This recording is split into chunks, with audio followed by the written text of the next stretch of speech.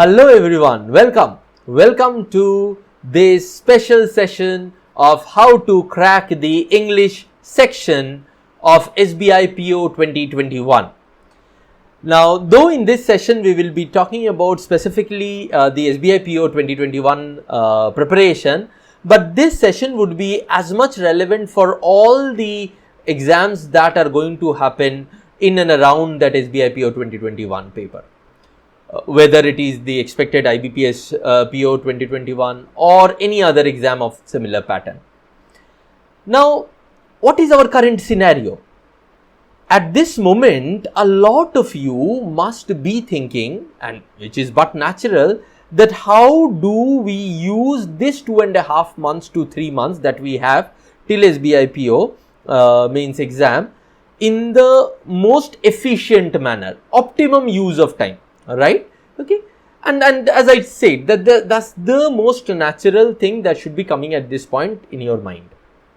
You must have gone through Abhishek sir's previous session where he talked about that, how much you have been expecting this for so long, and now that it has come, don't get into that, negative mindset of so less time, or how do we do it. We discussed these things in Abhishek sir's lecture yesterday, right? So if you haven't watched it, please go and watch that lecture. It's a highly motivating session which would get you started for the upcoming exams. Now, yes, it is 2.5 to 3 months at the max. Definitely, the time is limited. It's a challenging task ahead. But it's not impossible, right? We have seen students who have cleared this exam within this time frame. So why not you? Right?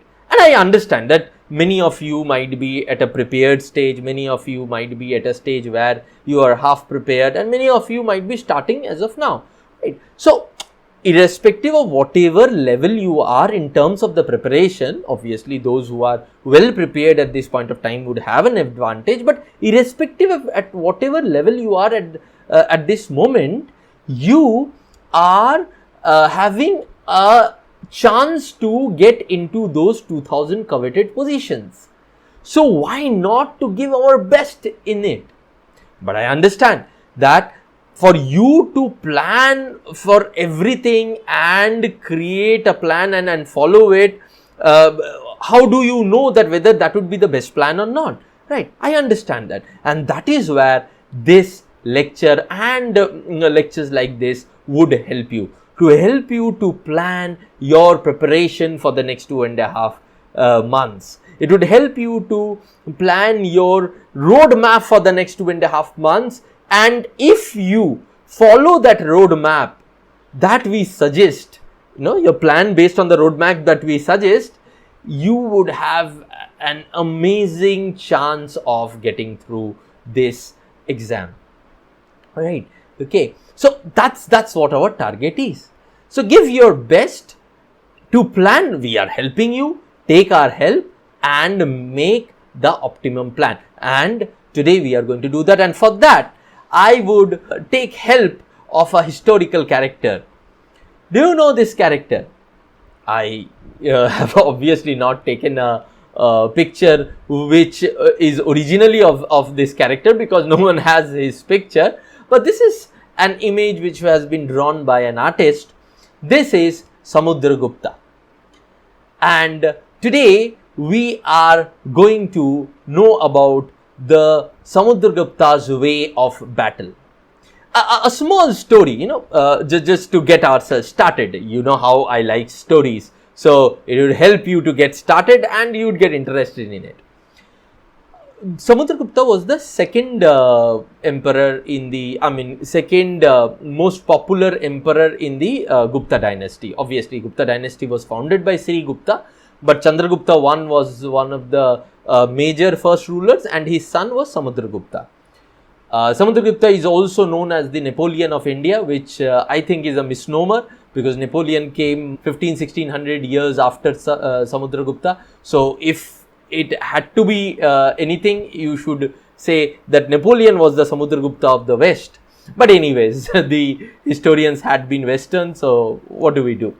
But Samudragupta is considered one of the best military general of the ancient world. And his son, Chandragupta II, who is also known by the name of Chandragupta Vikramaditya, was also a very, very good military strategist and also a very popular king too. Now, Vikramaditya was having a war with Vanga, Vikramaditya, and at a very decisive juncture, Vikramaditya talked about these 4 steps to win in a battle that Samudragupta has taught him, right? How do we know? I mean, I don't know how much this story is authentic, because I have got it from a theatre play. I used to be, in my student life, I used to watch a lot of theatre. So, you know, and in theatre, there is a lot of folk stories that stories that we have some way missed in these years, right? So, in that, there was this play which was about the war between the Vanga and the Vikramaditya, and there I came to know about these 4 steps to win a battle of Samudragupta. I don't know the authenticity of it. I don't even remember the play and its writer. It was an amazing story. So Samudragupta said that the first step to win a battle is to know the battlefield and enemy, right?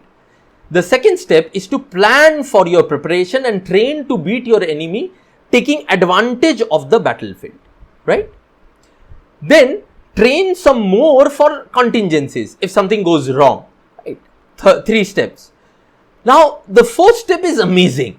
You know, that shows how visionary he was in the area of military strategy. He says that believe that everything that you have planned for will change on the day of battle, and you should be mentally prepared for that. You see, how deep is that? That everything that I have planned for would change on the day of battle. So be prepared mentally for that. So this is so deep. Now we are going to use Samudragupta's 4 steps to win a battle to make our roadmap for preparation to ace our SBI PO 2021. Let's see how. I'll move out of the screen, and first I'll show you the step 1, knowing your battlefield. Now let's understand the battlefield. 2020 pre, RC and Parajumble, there were 12 questions. Okay, vis-a-vis 2019 pre, where there were only 7 questions. So 5 questions of PJ was missing in 2019. Grammar, 8 questions in 2020 pre and 12 questions in 2019 pre. FIV vocab, 10 questions in 2020 pre and 2019 pre, 11 questions. More or less the same in both the years. Now please understand, these are approximate numbers, because these are from memory based paper. So whatever I have got from memory based paper, I have put in here, but more or less it would be the same. So if you look at it, you know, there is a difference between the topics in 2019 and 2020. Not much, but there is a difference. Well, on an average, we see that 1/3 is FIV vocab, and a little less or more than 1/3 is either grammar or RC plus PJ. But that is what had been for the last 2 years. Now mains, out of 35 questions, 15 questions were of RCPJ, and in 2019, 23 questions were of RC plus PJ.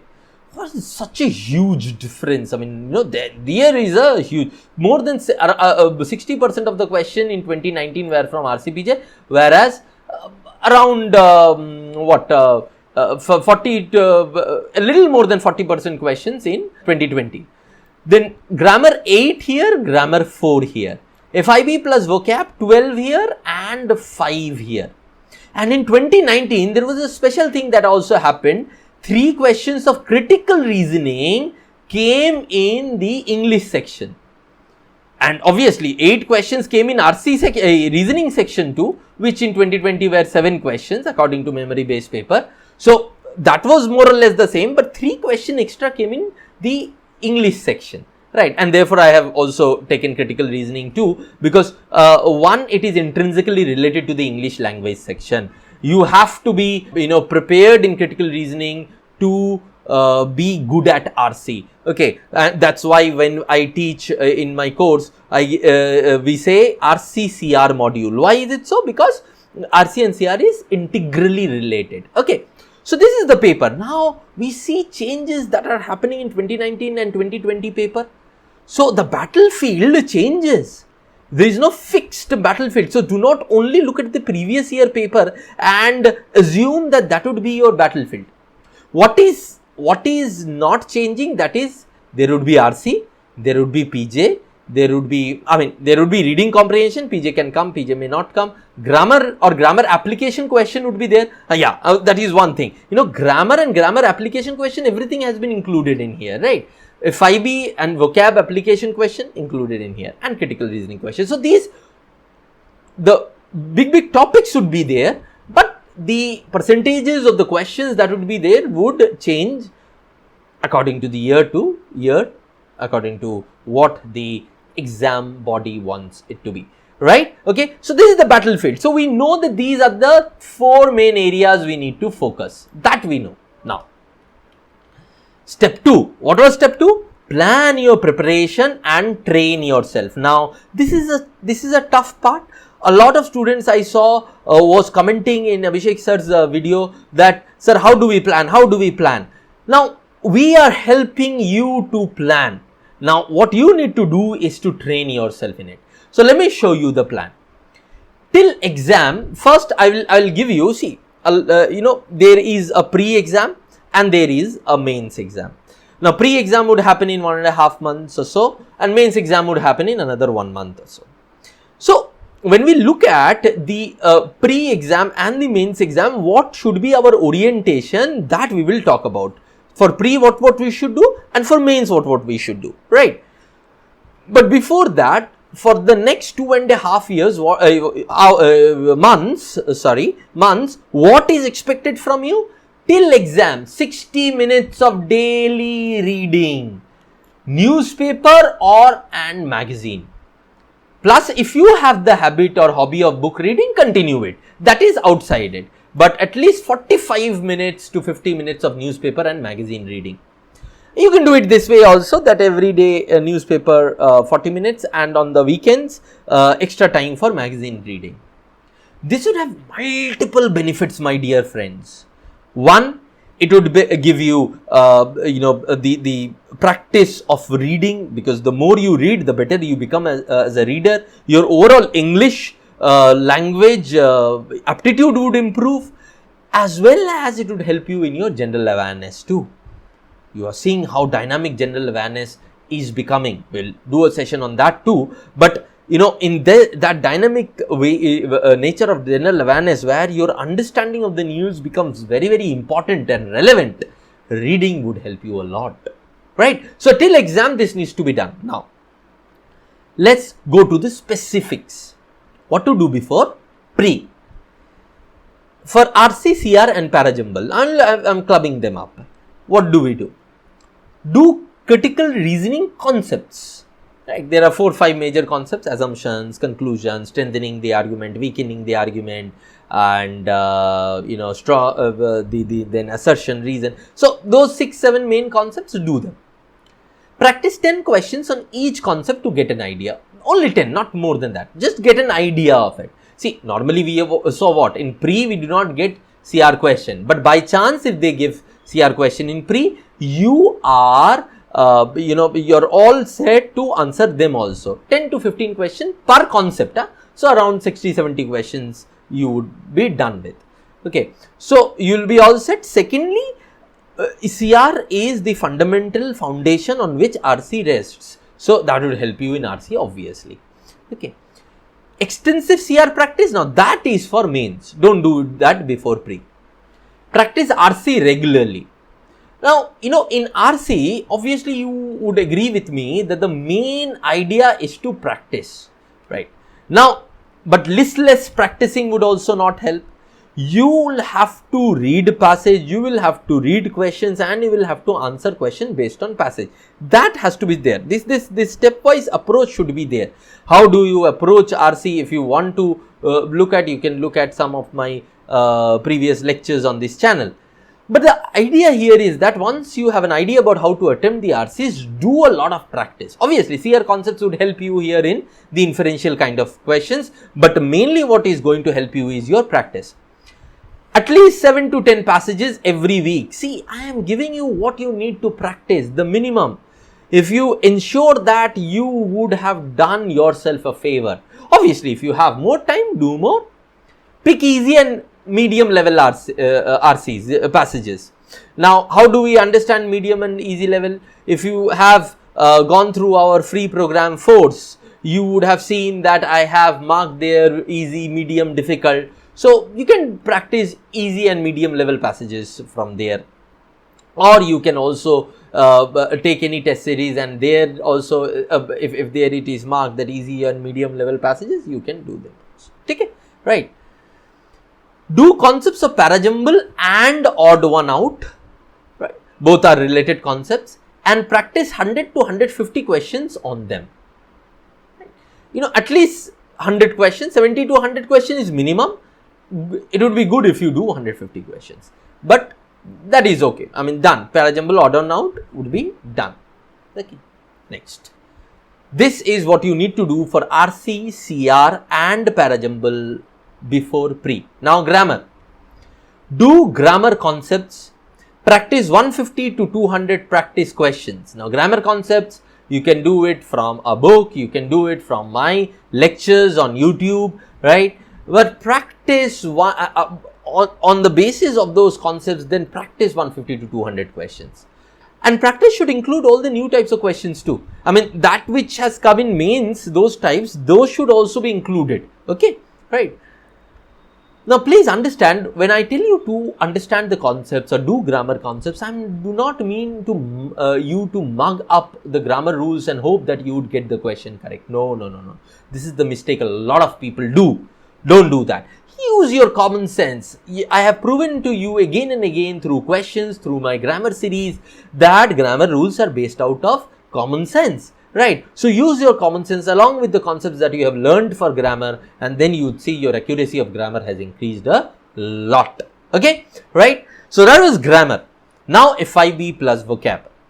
FIB means fill in the blanks. Fill in the blanks means fill in the blanks, close test, single filler, double filler, even para completion. Even para completion. You know, para completion is there is a paragraph that is being given to you, and one line or is missing from between or at the end or at the start. You will have to identify from the given option which line would replace that blank.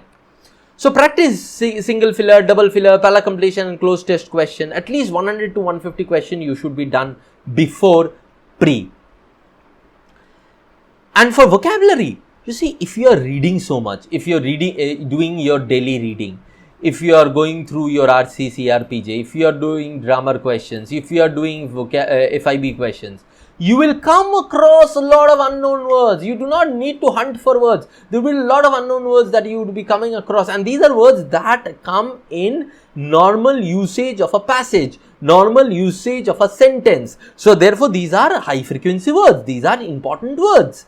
You know. So, list those words that you do not know in these, and make a copy out of it along with the meaning, or list them along with their meaning and make a copy out of it.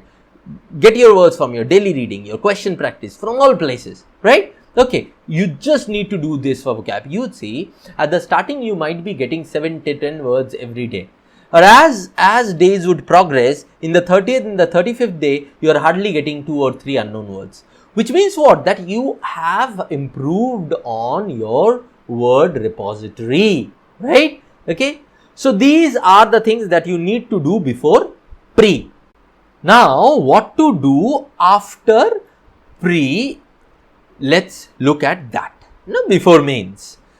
RC, CRPJ, extensive practice of critical reasoning question. Now is when you would be doing extensive practice of critical reasoning questions. At least 200 questions. Okay. Practice RC regularly. Again, at least 7 to 10 passages every week. If possible, more. Because you saw that in the mains exam, the importance of RC increases manifold. Pick passages of all levels with at least 50% difficult ones. right? So pick passages of all levels, but at least 50% of them should be difficult ones. Now prior jumble, another 100 to 150 questions is advisable, but at least 50 to 100 questions, para jumble plus odd one out, should be done. Okay. Grammar, practice 100 to 200 questions of all types. Again, using common sense is important here, and that would be all for grammar, because see, once you have understood concept of grammar, once you have understood concept of para jumble, you will not do them separately for mains. You know, please understand, yes, there is a change in approach that you should have for mains, because the exam by nature is a little different. 35 questions is there, the time is a little more, right? But at the end of the day, it's an English paper only. It is a paper that tests you on the same concepts that you have been tested on in the pre, right? Okay, so the difficulty level might be a little more, and for that our practice would help us. But there is no different concept for mains exam. Whatever the concepts that you have done for pre, that would suffice. As a matter of fact, the concepts are the same, and it should be that ways only, na? The concepts are always the same. Yes, you would apply them in easy and medium level questions. For example, in RC, easy and medium level passages in pre, and easy, medium, difficult, all level of passages in mains, right? Okay, that's the only change. Now, FIB and vocab. Practice all type of FIB question, 100 to 150 questions. FIB means single filler, double filler, close test, and para completion. Okay. And again, for the words, you do the same thing for the next 2 months, because at one point you would see that you are not getting any word, and that's the good day to have, because that means that you have built a very, very strong repository for words. Okay, right? So these were the stuff that you need to do for your upcoming SBI PO 2021 exam. What do you do before pre, and what do you do after pre? Now here there is a note that I would want to share with you, so that there is no confusion. Please understand. First thing, don't collect sources for concepts or even for practice. Don't just collect sources. I have seen a lot of people creating a library of content. As a matter of fact, if you collect a lot, there is every chance that in the process of collecting, you would end up not practicing, and therefore you will not clear the exam. So take 1 or 2 test series, and if you are part of any program, practice whatever you get in there, or practice from internet. There is so much material, but don't go on only collecting. Whatever you can practice, collect it and do it. Second, this practice that we have talked about, 150 questions of FIB, 7 to 10 every passages every week. This is not does not include mocks. This practice does not include mocks. This includes topics and sectional tests. Okay, but no mocks or class test after the class. The test that for example, in our program, after the class, the test that I give you, those would be included in here, but not mocks. Mocks would be separate. And finally, all of this is good only when you enjoy your training process. The more you enjoy, the better you become, the more competent you become. Okay? Right. So that was step number 2. Let's move on to step number 3. Train some more for contingencies. Now, what would be that? Yes, start taking mocks in next 20-25 days for pre. For pre, start taking mocks from the 20 days from now, if you have started preparation from now. If you have started preparation earlier and you are well sorted out, well prepared, start taking mocks from now only. Okay, right? That is there. Don't wait for completion of all topics, because then your purpose is to clear this exam. Not to become the master of this particular subject. Please understand that. Yes, if in the process you become master of this particular subject, then it is good, but at any cost we need to clear this exam. Okay, that should be our primary criteria. Pre-mocks before pre, and start with mains mocks after pre. That's simple, that's obvious. Don't only take mocks, follow my 4-step process to use them effectively. And what is my 4-step process? Strategize before taking the mock, right? If you want to know how to strategize before taking the mock, you can refer to some of my strategy videos. Then take the mock. After that, analyze the mock. Again, in my strategy videos and analysis videos, I have talked about how to do it. And fourth step, use the learning to change your strategy in the next mock. Okay? This is the process that you should follow for each and every mock. And this above process should be repeated at least 10 times before pre and 7 times before mains. This is at least. If you can do more, better. Okay? Right? This is where we train for our contingencies. Okay? This was the step 3. Okay? So, this is done. But now what is remaining? Yes, step 4 is remaining.